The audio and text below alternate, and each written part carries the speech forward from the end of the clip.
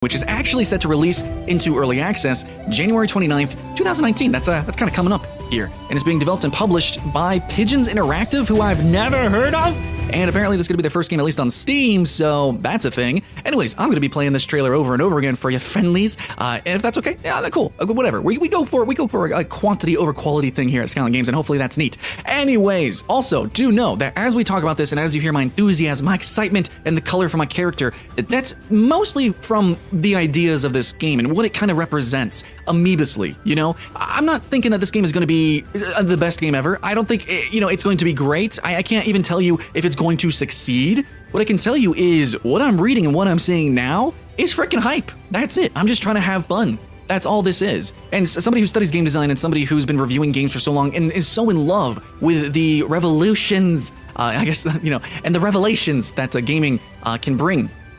I love the future of gaming, and so, yeah, I'm going to talk about some new games that are upcoming, okay? So anyways, this is why I'm too excited for the Warhorn, and immediately coming at this, if you know my history, I played a lot of MMOs, and I think a lot of them are bad, just straight up. I think some of them are good, I think some of them are good games, but I think a lot of them are bad MMOs, if that makes sense, and I'm certain you guys have had this experience as well. So, like, in a lot of cases, the Elder Scrolls Online maybe would have been better, especially the leveling experience, if it wasn't technically an MMO. If it was just, an online or cooperative RPG, probably would have been really great. And the last time I did this video talking about Outward, which is an online RPG, I kind of, hinted at similar things there. I think that the Warhorn here, coming at the approach of not being an MMO, like specifically, it's promoting itself as an RPG. It's just an RPG. It's online. Yeah, it's multiplayer, but it's an online. It's an RPG first, not MMO. Its foundations remind me a lot of when I played Minecraft. Minecraft built itself up from the ground up to first and foremost be a very specific experience. And then, people added on, the add-ons like Townie, stuff like that. You had the MMO servers, and then players were able to tailor their experience from there, and the developers were able to, support that later. But a lot of games, they just try to slam you in the face with all these MMO mechanics, mainly because they could monetize them. You know what I'm saying? Like dungeon runs, the stamina systems, all that, blah, blah, blah. Yeah, The Warhorn is going to probably be very reminiscent, and if you can see the gameplay, like, it speaks for itself. Kind of survivally, kind of like a fantasy RPG survival game, which again, Outward seems to be like that. A lot of other games taking inspiration from that sort of concept, but they're also taking inspiration from those games and realizing, whoa, you don't technically need to be an MMO to actually be extremely social, incredibly cooperative, and engrossing in terms of online interaction. It doesn't need to have that name. And so first, I just needed to get that out of the way. The Warhorn, you're sexy because you're not false claiming as an MMO, which if you were Chinese and especially free to play, holy crap, I would believe this would have MMO all over it. Anyways, could this game turn into an MMO? Could it have like a Rend situation where it's like, yeah, it can be, it might not be, Rend, Rust, Minecraft, they can and cannot be MMOs. I think maybe, sure. I don't know how the servers are going to work in this game. I'm still just, just seeing this for the first time. And of course, what a game says and shows in the beginning versus what it turns out to be. Atlas, bless, No Man's Sky. Yeah, okay, so just see where I'm coming from. We are going to be talking about the hype though, but I try to be realistic. So anyways, I don't know how this game's going to turn out in the end, but I'm just excited that it's going to have a humble foundation. That's it. I just want a kind of open world, just like, Outward, just an open world kind of cooperative experience. I can start up a server, maybe with you guys with a Discord, links in the description, by the way, stream it, have fun with it, build up a town, build up a city, and, just have that Minecraft kind of towny dungeon diving experience that actually has a little bit more of an engrossing adventure that we don't get in pure online games like Minecraft, now, because you don't really have stories in those. Some servers do have stories, don't get me wrong, but just saying. So anyways, what can you do in this game? I already kind of hinted at it. You are actually going to be building up towns. There is actually management systems also in place. And I do like how on the Steam description here, it says that there's going to be puzzles. It says dangerous dungeons. It's a dangerous world. I do like that. A lot of the times in these online games, the difficulty just spikes down, just fucking drops.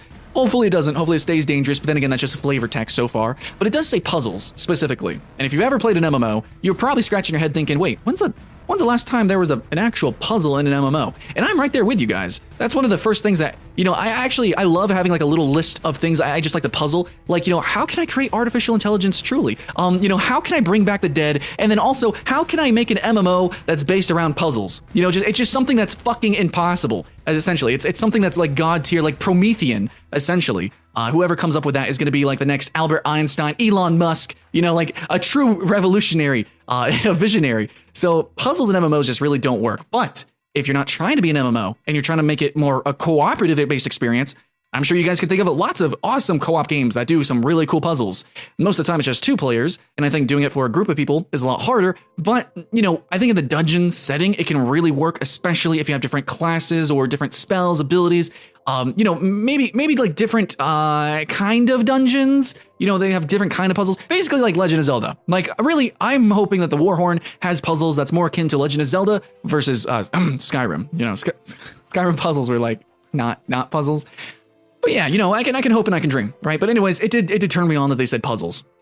Also, again, I like to apologize because I know that a lot of this stuff is surface level, but the reason I do that is because this is kind of a video that can't be taken too seriously. I'm not going to go into the nitty-gritty of every little detail. You guys can, you know, if you get excited over this video because of my excitement, then you can go see all the little details too. But anyways, I will read off some things here so that we can get a little bit of where this game is coming from. So immediately also in the About This Game section on Steam, it does say that we start life we were a lumberjack and then we got bored of that. And it's like, nah, fuck it. I'm going to be an adventurer. So I don't know, like, if our character's going to have a proper backstory. I'm assuming not, because this game is built also to be cooperative, but I don't know, there might be a little bit more of a interchanging with maybe the world setting. Like, there might be some substantial lore, like more than Minecraft. Minecraft's like, it's all a dream, basically. So maybe it's going to be a little bit more substantial, kind of like what we're seeing with Hightail. Maybe not.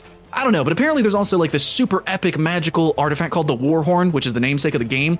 Apparently it says it's a relic capable of granting immortality, which might be important in a game like this. So yeah, it says, I do like this because it does focus on a lot of settlement, a lot of survival mechanics. You decide to settle on one of the islands where your story shall begin. Does that mean we can't explore other islands?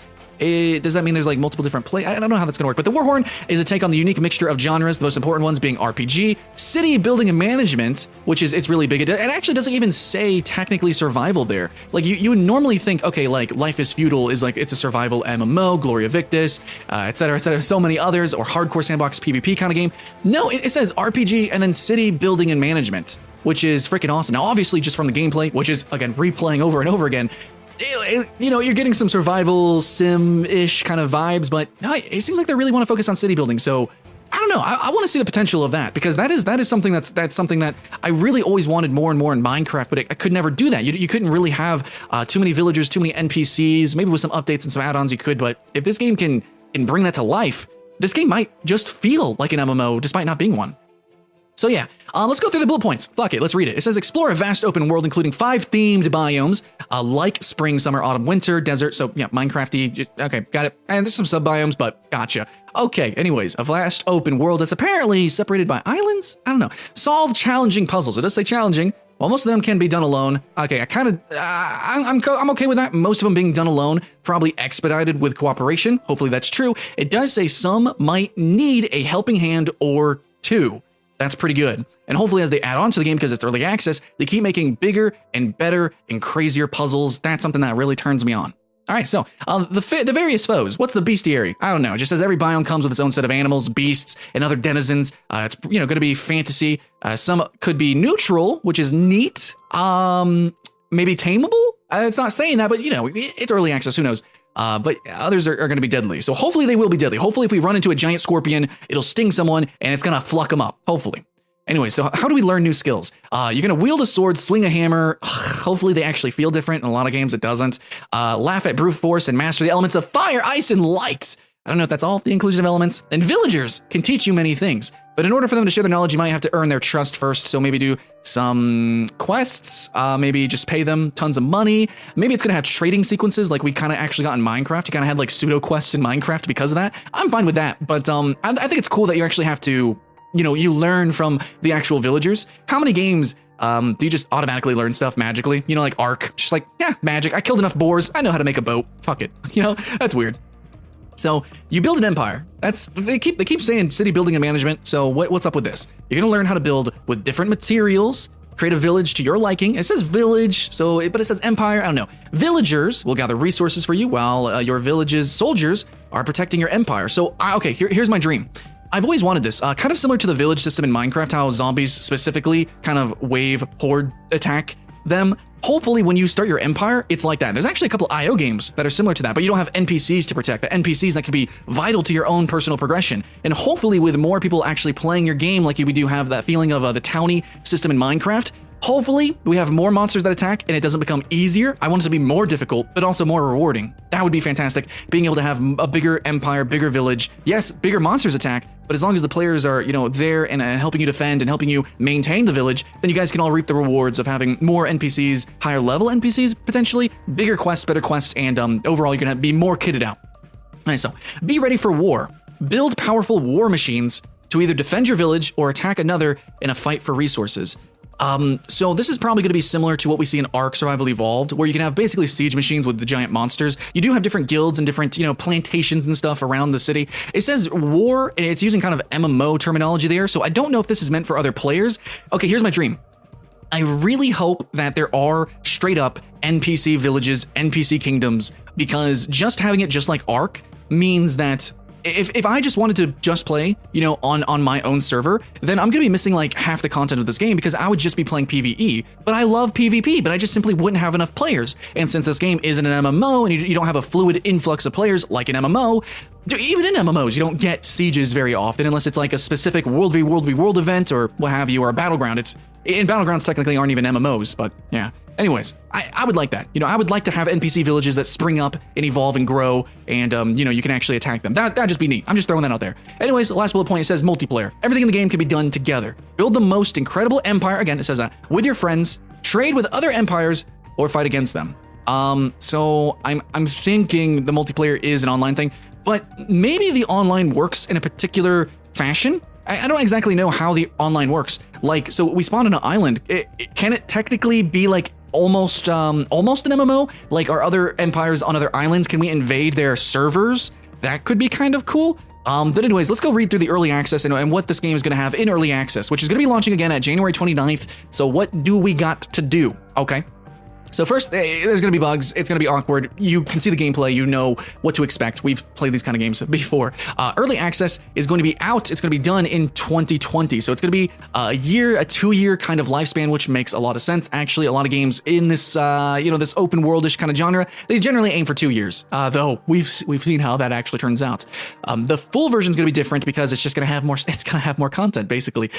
So the bugs are also going to be fixed. That's what they say. That's what they say. Who knows? And the current state of early access, it's going to come in. Most systems are going to work, as in the final version. The systems are technically going to be there. So yeah, we're going to have, the fighting, the different weapons, bows, magic runes, war machines, creating your village, developing it to the highest level, crafting, that's all going to be in there, creating NPCs for your village. You can reveal the secret of the Warhorn, and you can finish the main storyline. That's actually the first time they mention the storyline. It's not even in a bullet point, but apparently there is a storyline, at least one. I don't know if there's lots of quests. There's just mini quests, but there is a storyline. So that's cool. That's actually awesome.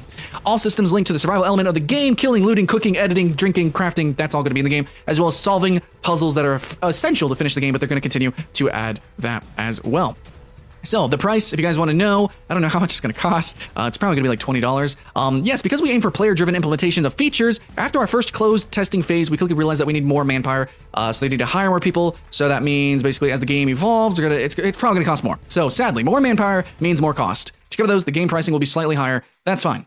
I think most of us are very used to that, and it just makes a lot of sense, especially for an online game as a service. Yeah. So how are we planning to evolve the community? The usual shit. Okay, so anyways, guys, that's pretty much what I got to say on the Warhorn. You can actually pick it up on Steam January 29th, 2019. Hopefully I get a key to actually play it. Don't make enough money to buy it. I might, maybe. We'll see. I'm probably going to stream it. I'm going to be honest. I'm kind of excited for it, or else I wouldn't be making this video. But I do need to learn a little bit more about the game. I need to learn how the online functionality works, how many players can run in a server, how this empire sieging conquest thing works. And you know what? And just in finality, I do want to say, even if just one player can only play with a couple other players, like 8 players, if we can actually build our own kingdoms, we do have our own NPCs that can defend us. If we can create champions and kind of have like a pseudo tower defense system, then just me as a solo player who has all these NPCs, if they can be used to actually invade, then this game could feel probably like an RTS. And in that instance, then I'm totally fine with it being low player count, as long as we can actually have like mercenaries and NPCs and champions to attack and defend with, since we're, doing this empire building and conquest system. I think this could be a really fun game, so I guess you can almost call it like a strategy online sandbox RPG. I don't know. This game is definitely a melding of genres, but of course you guys know I'm all about that. So if you're hyped for this game, let me know with some thumbs up.